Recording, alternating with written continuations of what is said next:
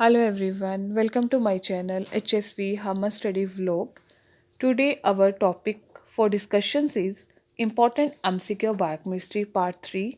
So इस video को start करने से पहले हम उन क्वेश्चंस को डिस्कस कर लेते हैं जो मैंने आपको लास्ट वीडियो में दिए थे MCQ पार्ट 2 में.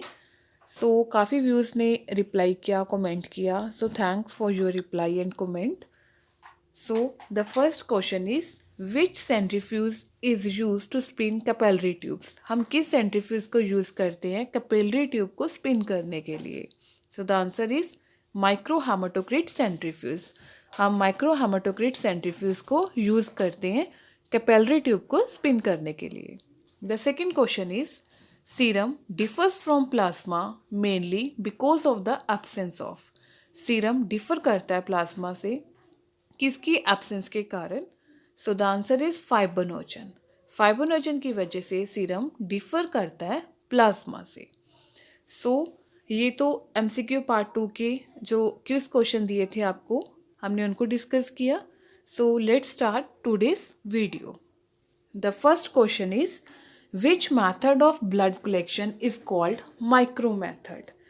ब्लड कलेक्शन के किस मैथड को माइक्रो मैथड कहा जाता है? The options are A. Capillary method, B.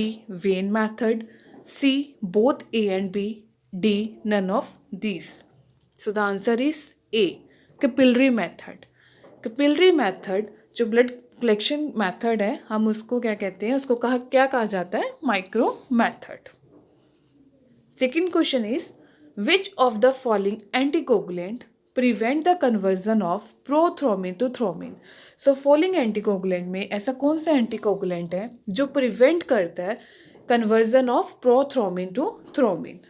The options are A. potassium oxalate, B. sodium citrate, C. heparin, D. sodium fluoride. So the answer is C. heparin. Third question is when blood clots, the fluid that remains after separation of the clot is called. जब हम blood को clot करते हैं, जो fluid remain रह जाता है separation of clot के बाद, उसको क्या कहा जाता है? The options are A plasma, B serum, C both A and B, D none of these.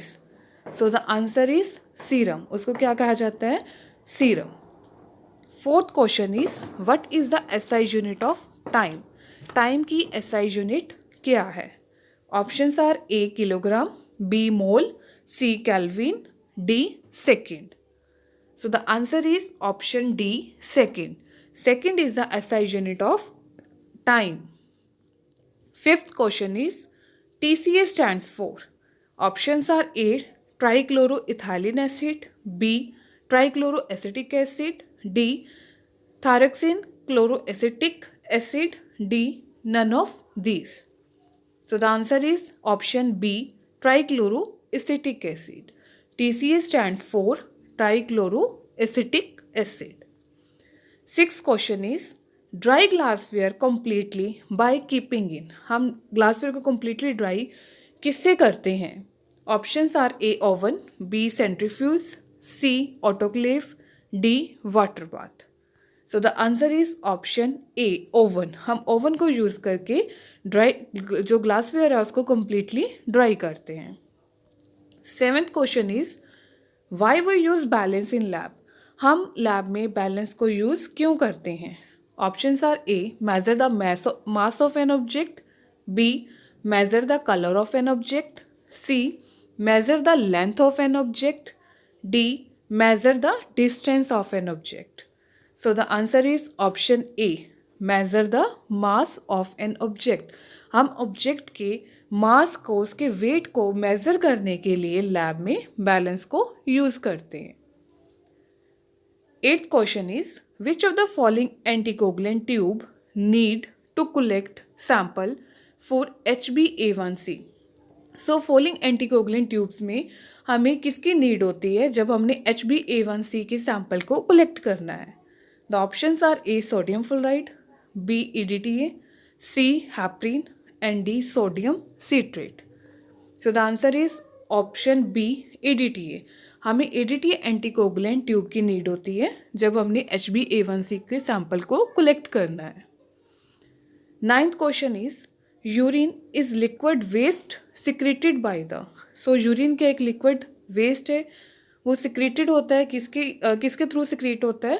The options are A lungs, B liver, C kidney, D pancreas. So the answer is C kidney. 10th question is which method of collection use for check glucose level from glucometer। हम जो collection blood collection का method है, हम किस method को use करके glucometer के through अपना ग्लूकोज लेवल चेक कर सकते हैं? तो ऑप्शंस आर: एक कैपिलरी मेथड जो हम फिंगर से प्रिक करते हैं, B वेन मेथड जो हम अपनी आर्म से सैंपल कलेक्शन करते हैं उसको कहते हैं, option C both A and B, D none of these। So the answer is option C both A and B।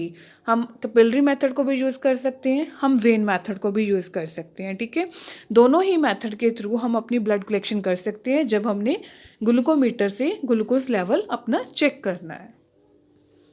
11th question is the lipid are transported throughout the body as. Lipid transported होता है throughout the body as. Options are glycolipid, B lipoprotein, C phospholipid and D triglyceride। So the answer is lipoprotein। The lipid are transported throughout the body as lipoprotein। 12th question is determination of serum bilirubin 4। हम serum bilirubin की determination करते हैं, किसके लिए करते हैं? Options are: A renal function test, B thyroid function test, C neurological test, D liver function test. So the answer is D liver function test. हम liver function test के लिए बिलिरुबिन की डिटर्मिनेशन करते हैं। 13 question is cholesterol is a. Options are: A steroid, B lipid, C fatty acid, D carbohydrate. So the answer is option A steroid. So cholesterol is a steroid. Cholesterol क्या एक steroid है। 14 question is the level of creatinine is analysed by. हम creatinine के level को कैसे analyse कर सकते हैं? Options are: A Hay test, B urease test, C Jaffe test, D जेमलिन टेस्ट। So the answer is C Jaffe test. हम जैफ टेस्ट को यूज़ करके क्रिएटिनिन के लेवल को एनालाइज कर सकते हैं। 15th question is unconjugated bilirubin is also known as. Unconjugated bilirubin को हम और क्या कहते हैं? Options: A direct bilirubin, B indirect bilirubin, C biliverdin, D hepatic bilirubin. So the answer is indirect bilirubin. Unconjugated bilirubin is also known as indirect bilirubin. सो ये तो हमने डिस्कस किए 15 important question of biochemistry. So please subscribe, like, share and comment on my channel if you like my videos. Thanks for watching.